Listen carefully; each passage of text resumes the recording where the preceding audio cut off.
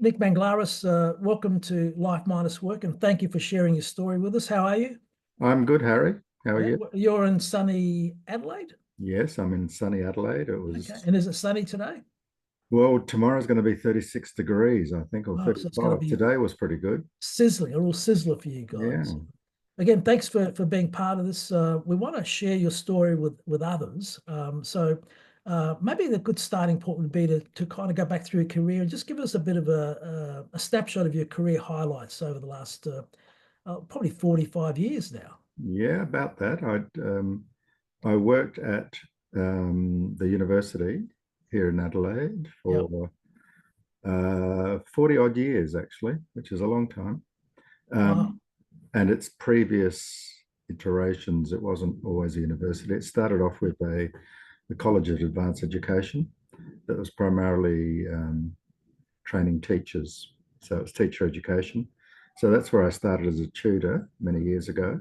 Yep. And then eventually it changed to the South Australian College of Advanced Education, and then it changed to UniSA and whatever. So it went through various changes and eventually became a university. So I was there from the beginning of my work life, really, which is Wow. unusual these days to stay in So place so long. yeah, I mean, you've dedicated your life to this.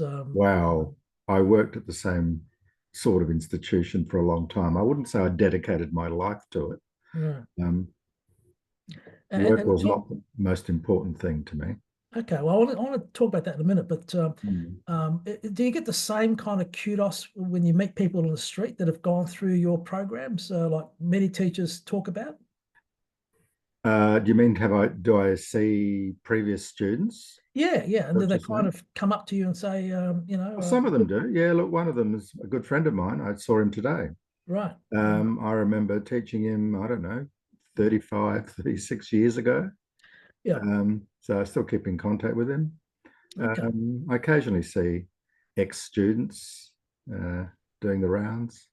Well, that's interesting because I want to talk about the mix of your social contacts, during your career, highlights of your career, but also Mm. post uni. Right.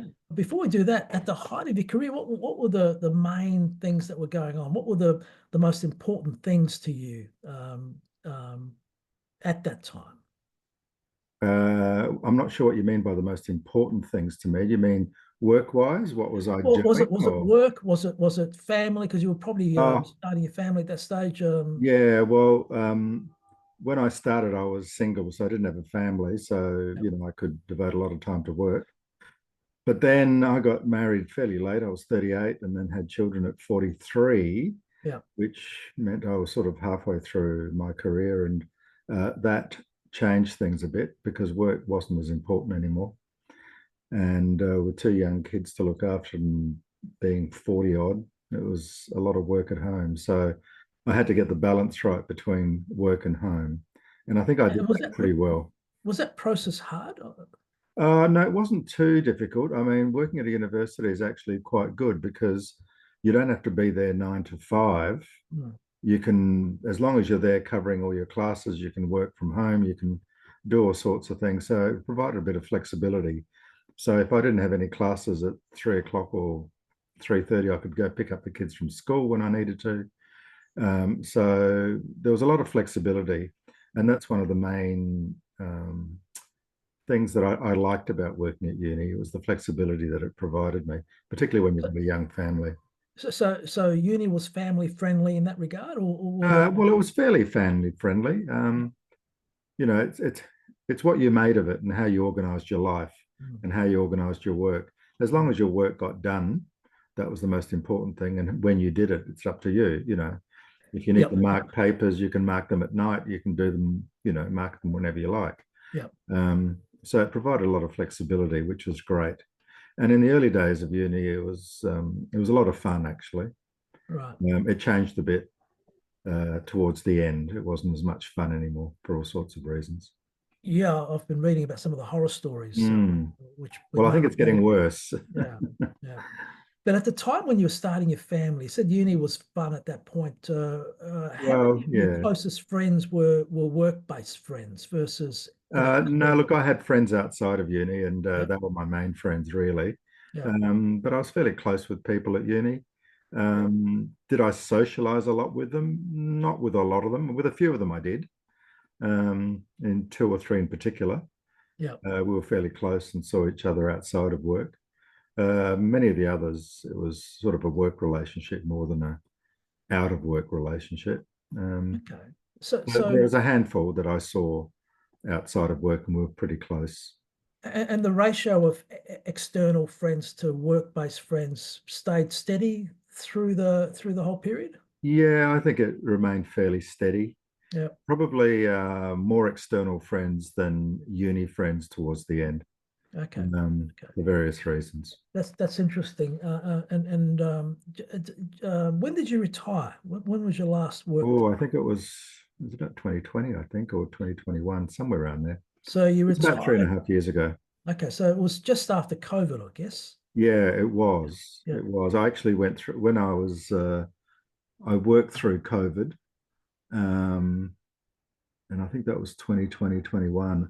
I did a lot of work Yeah. from home. It was remote teaching Okay. and learning. Yeah.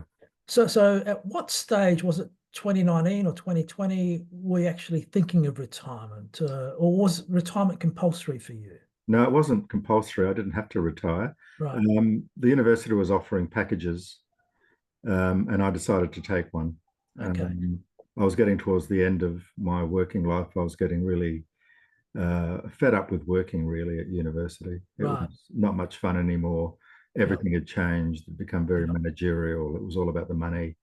Um, I won't go into all of it, but it wasn't a lot of fun. Mm. So I was happy to get out. And when they offered packages, it was a good opportunity to get out. I was ready Okay. to get out. Was there any trepidation at all around that time, or was it just a clear-cut decision for you? You didn't make it Well, one you day. always worry about the money and you Yeah. think, have I got enough money to live? Yeah. Luckily, my wife was working, so we had a bit of money. But Yeah. my main concern was, losing a salary. Mm. Um, but other than that, there was no doubt about leaving. I really wanted to go. Okay, so there was no kind of self-doubt at any stage of that process, even up to the last day at work. You were kind of No, keen. I was really happy at the last day of work. I was happy for the last, several weeks of work actually, because I made a decision to leave in December. I think we had to put in our, uh, we have to decide what we wanted to do, whether we wanted to take the Yep. package and leave or not. And I decided, I think it was December or November. My finishing date was March. So I made the decision at the end of that year in Yep. December. And then I left in March. So I had a couple of months, beginning of March, I think it was. So I had a Okay. couple of months to just sort things out, which mainly involved going through all my files and throwing them in the bin, basically, and getting rid of all my books and giving them to students and cleaning out my office and doing that. And I found that quite therapeutic.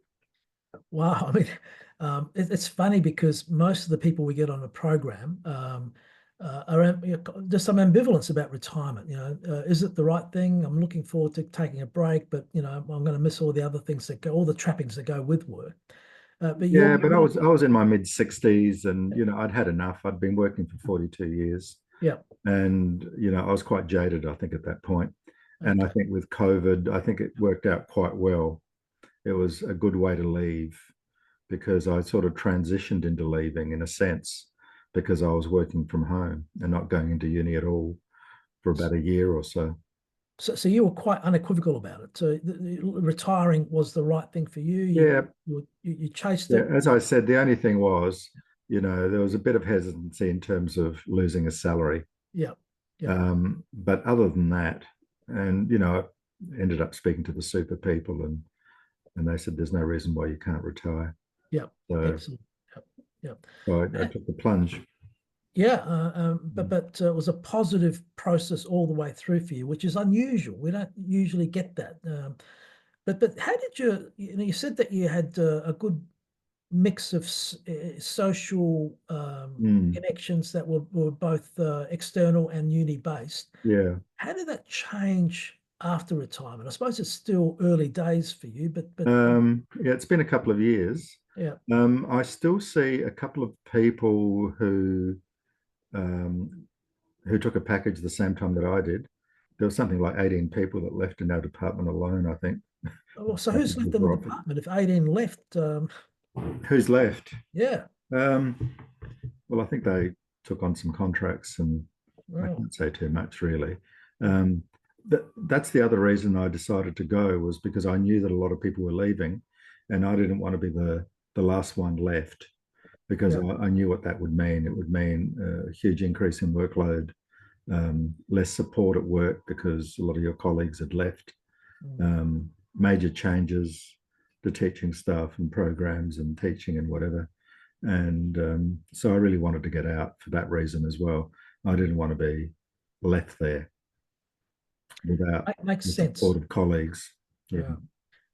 But that would have been a difficult period. I guess also being in the system so long, in terms of the standard of teaching and the just the whole Oh, well, turnover. it had changed a lot in the years that I've been there. When I started, it was back in the late 70s, early 80s, and universities were quite different places then, Yeah, um, yeah. quite different to what they are now.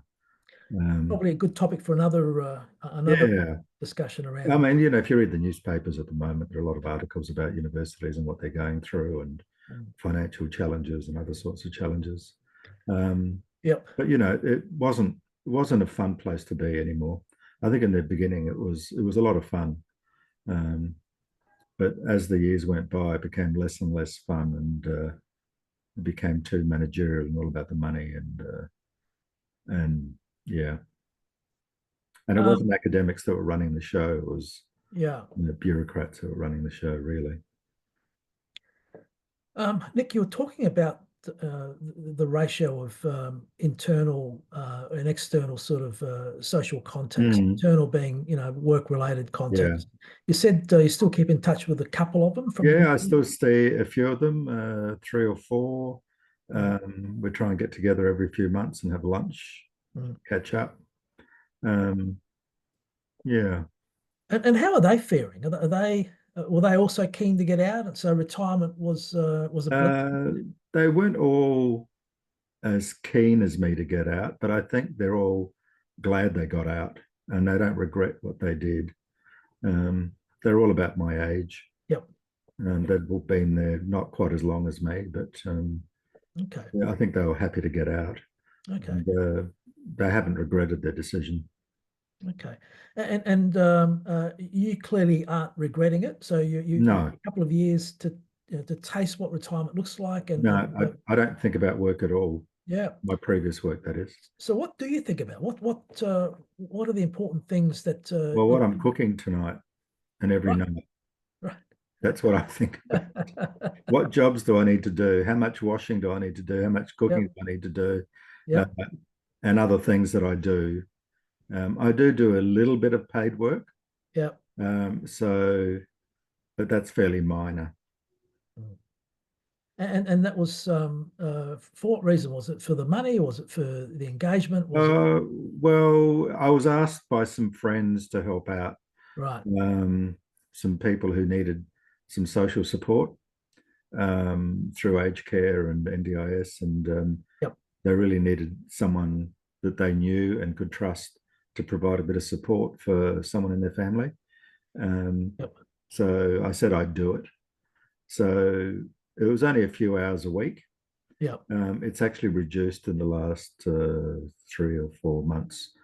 Right. Prior to that, I was seeing about three people, and it was only for a couple of hours a week.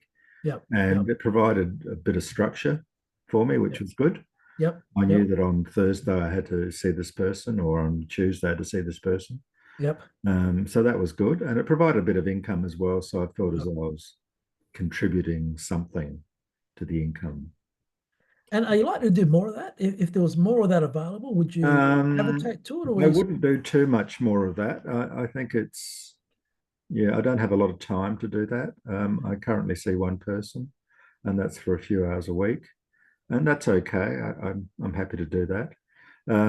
At the moment, I'm also doing, or in the last year or so, I've done a bit of exam invigilation for another university, not the one I Yep. work for. Yep. Um, so that's okay. That gives me something to do for a couple of weeks and provides a bit of income as well. So a bit of structure is helpful, Yeah, but you, in your case, you want to balance it with the stuff that you enjoy doing, yeah, um, yep. so for going forward the next 5 years, more of the same, or do you think the how you deploy your time is likely to change? I don't think it's going to change a lot. My two sons are still living with us at the moment.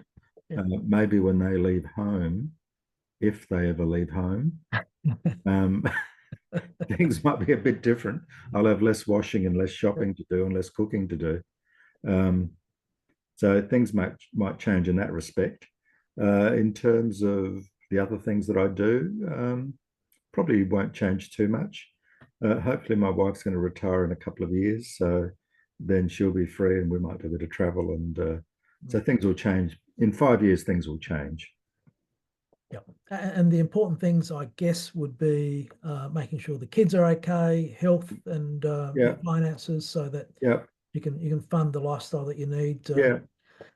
This is an incredible story because most of the people that are on the show tend to be experiencing difficulties with retirement. Either they feel unfulfilled, they feel, the social connections were all work related. So Mm, in retirement, they've lost a lot of that connectivity. yeah. But you seem Yeah, to look, I don't feel that way at all. I yeah, don't regret it. yeah, yeah, I really don't think too much about work. Work was never the most important thing to me in my life. yeah. Other things were much more important. Okay, it was a big part of my life for so many years, but I didn't actually live to work.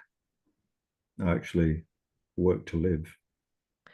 Wow, that would make a great media grab for us. Yeah, I've never heard that before, have you? No, no, that's quite good. I like that. Yeah, it's all those stories about, what's on your gravestone, should have Yeah. worked harder, Yes. should have worked longer. Yeah, I don't think so. No, no, that's good. Look, finally, what advice would you give to viewers out there who are struggling with retirement or struggling with the concept of retirement looming on the horizon? What would you? Well, I think you've got to find things to do. So put something in place. Um, I bowl. That's a really good thing to do. That Yeah, provides a lot of social contact because if you lose it at work, you want to get it somewhere else. yeah, And I know a lot of people don't have it anywhere else.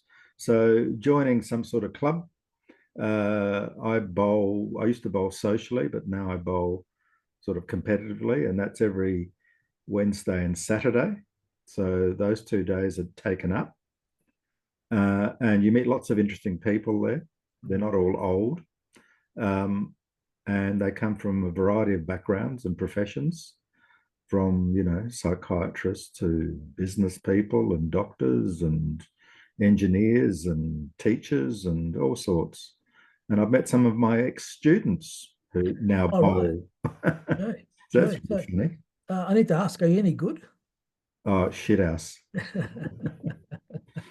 Um, so, having some structure to your week, I think is a Yep, really good thing. yep, And I've got a bit of structure. I know what I'm sort of doing from day to day. I know that yep. on Wednesday I go bowling, and I know that on Thursday I go and see someone that I support.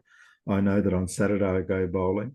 I know that on Monday, my wife's got a day off. She doesn't work on a Monday, so we do something. We can go visit friends or do whatever we want to do. Um, so there's a bit of structure to my week, which is really good. And I see as many people as I want to see. I Oh, could spend almost 3, 4, 5 days at the bowling club if I wanted to. yep.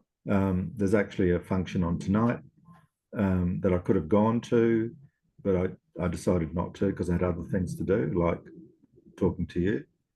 Um, so, you need to fill your life with something. And I think joining clubs, some sort of activity is really good. Bowls is really good because you don't need to be an athlete. You can be 95 and still bowl. Yeah, it's quite a leveler, isn't it? Yeah, it is. And Um, you could, you know, you can be 18 or 15.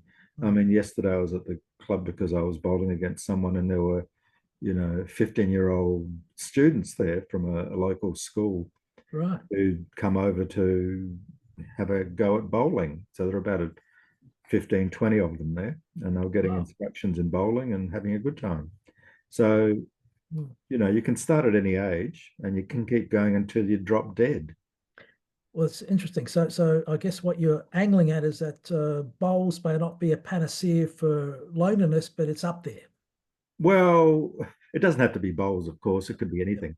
It could be tennis. It could be, I don't know, Mm. bridge. It could be anything. Yep.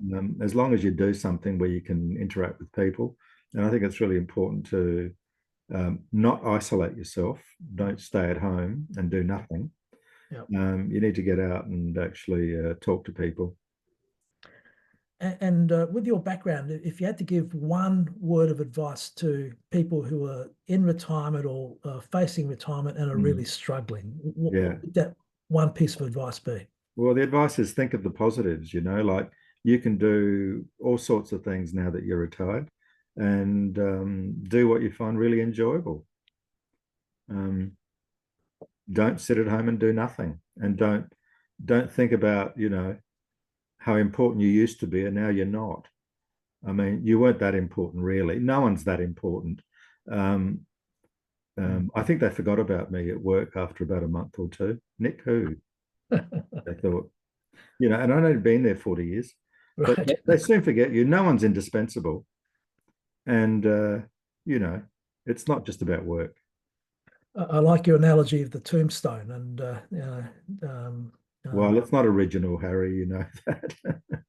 um, I'll give you some attribution for it though. So yeah, okay. yeah, excellent. Well, Nick Banglaris, thank you for sharing your story with us, and I hope you continue to enjoy Yeah. retirement. Can I just add something that I didn't mention before? I mentioned COVID briefly. Yeah. The good thing about um, COVID for me was that I didn't have to go to work.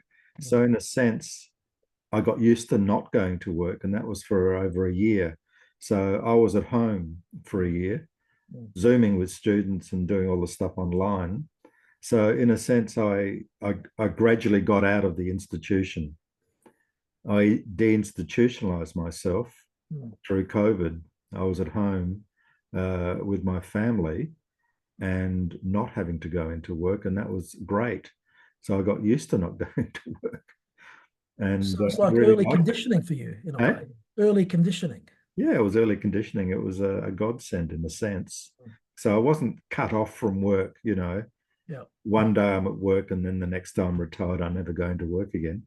Mm. It was a gradual process because I was working from home and doing it slightly differently. And I could, you know, go and do the washing and sit down on the couch and veg for a while. So Yeah. that was a good way to ease into retirement, I think. I like your. In fact, it's almost like COVID has re-engineered our social sort of strategies in many ways, and here's a good example of somebody who's benefited from the COVID. Yeah, I think I benefited in a way. Yeah, And, you know, it was really quite good because all four of us were at home working from home, yeah, each in a different room. And then you'd meet and have lunch and mm, then you had dinner. And mm. yeah, so it was quite good. Didn't have to drive to work. It was great. Excellent. Apart from, you know, all the shit bits, Yeah. you know, I'm looking at the positives, not the negatives. But I think that's kind of your shtick in this. There is coming up to retirement and probably even before retirement. You have the normal sort of wear and tear that work imposes on people, particularly if you've been in the same job for many years. Yeah, But the whole positive psychology movement has taught us that there's benefit in having some optimism, providing it's reality framed. yeah, But yeah. you could well be the poster boy for life minus work going forward. Well, I don't know about that, Harry, but you know, I don't think work's the most important thing, but I know for some people they're really wrapped up in work because they work, you know, 7 days a week and, you know, from 6 in the morning until 10 at night. And I've never done that. I never wanted to do that. And I don't think you should have to do that. Mm. I think, you know, it's a 9 to 5 job, possibly. And okay, you sometimes have to work extra hours and whatever, but it shouldn't be your entire life. It shouldn't revolve around work. I think it's pretty dangerous if that's the case, because when you're not working, what have you got? So you got to make sure you've got something else to fall back on. And I know some people are wrapped up in their career and how important they are, but you know, when you're dead and gone, no one gives a shit. No, I think you're right. And from our point of view, we think of life minus work equals life. Yeah, absolutely. So that's kind of where we're coming from. But again, Nick Manglaris, thank you so much for sharing your story, and I wish you all the very best in your retirement. Thank you. Harry Petropoulos, you're more than welcome. Thank you very much. Cheers.